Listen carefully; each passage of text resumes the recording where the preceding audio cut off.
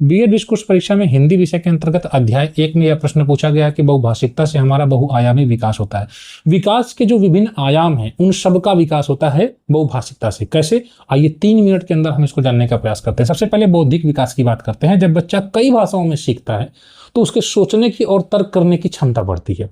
जैसे बच्चा अगर भोजपुरी, हिंदी और अंग्रेजी जानता है तो वह शब्द और अर्थों की तुलना करता है। जैसे डॉग को हिंदी में कुत्ता कहते हैं या संस्कृत में कुकुरह कहते हैं या कुकुर कहते हैं। ठीक है, बच्चे इस प्रकार से बोलते हैं भोजपुरी में।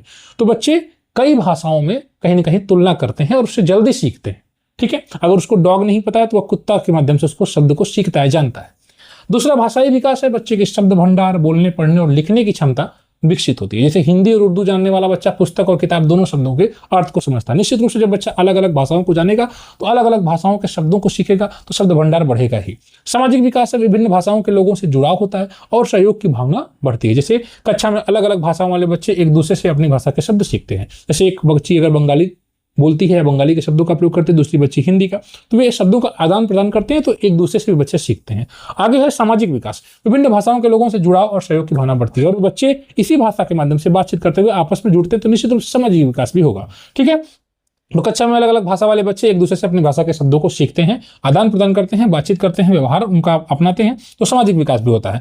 सांस्कृतिक विकास भी होता है। अलग अलग संस्कृतियों और परंपराओं की जानकारी मिलती है। जैसे बच्चा तमिल, बांग्ला या मराठी लोकगीत को समझता है, कहानियां सुनता है तो उनकी संस्कृति को जानने का प्रयास करता है। आगे है भावनात्मक विकास। मातृभाषा में अभिव्यक्ति से आत्मविश्वास बढ़ता है। ठीक है, जब शिक्षक बच्चे को उसकी घरेलू भाषा में बोलने का अवसर देता है तो बच्चा बिना डर के अपनी बात को कहता है। ठीक है, तो बच्चे का कहीं ना कहीं एक भावनात्मक विकास होता है।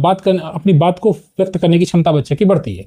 शैक्षिक विकास भी होता है। बच्चे अपने भाषा में विषयों को जल्दी समझते हैं। अब अगर बच्चे से यह कह दिया जाए कि तुमको सिर्फ एक ही लैंग्वेज में बात करनी है, इंग्लिश में बात करनी है, हिंदी में बात करनी है, तो कहीं ना कहीं बच्चे पर एक लिमिटेशन लगा देंगे तो बच्चा फिर उस क्षेत्र में आगे नहीं बढ़ पाएगा, वो उस चीज़ को एक्सप्रेस नहीं कर पाएगा। ठीक है, तो शैक्षिक विकास भी इसमें बच्चे में बढ़ती हैं। अपनी भाषा में चीज़ों को समझते हैं। जैसे गणित की अवधारणा में बताते समय अगर मातृभाषा में आप बच्चों को समझा रहे हैं, आप 2 गुणे 3 करने के बजाय ये कह रहे हैं कि 2 रुपये 3 लोगों में बांट दिया जाए या 3 मतलब 2 रुपये 3 लोगों को दिया गया तो कितने रुपए हुए? तो बच्चा कहेगा 2 चॉकलेट यहाँ, 2 चॉकलेट यहाँ, 2 चॉकलेट यहाँ, तो 3 लोगों को 6 चॉकलेट। इस प्रकार से बच्चा समझता है। व्यावसायिक विकास भी होता है। कई भाषाओं का ज्ञान, रोजगार के अवसर बढ़ाता है। जब बच्चे हिंदी, अंग्रेजी और क्षेत्रीय भाषा को जानते हैं तो कहीं ना कहीं पर्यटन और मीडिया क्षेत्र में अधिक अवसर मिलता है। जब बच्चा किसी दूसरे राज्य में जाएगा, बड़ा होकर जब वो जाएगा तो वहाँ की अगर भाषा को समझा रहेगा तो निश्चित रूप से उसके लिए वहाँ पर जॉब की अपॉर्चुनिटीज बढ़ेंगी। जैसे महाराष्ट्र में जाएगा तो मराठी, गुजरात में जाएगा तो गुजराती, तो इस प्रकार से लोकल लैंग्वेज जानेगा तो कहीं ना कहीं उसके लिए और वहाँ पर अपॉर्चुनिटीज बढ़ती हैं। राष्ट्रीय एकता को बढ़ावा मिलता है। विभिन्न भाषाएं आपसी समझ और एकता को मजबूत करती है। जैसे उत्तर भारत का व्यक्ति दक्षिण भारत की भाषा के कुछ शब्दों को सीखकर वहाँ के लोगों से बेहतर संबंध बना पा रहा था। इस प्रकार से हम कह सकते हैं कि राष्ट्रीय एकता को भी बढ़ावा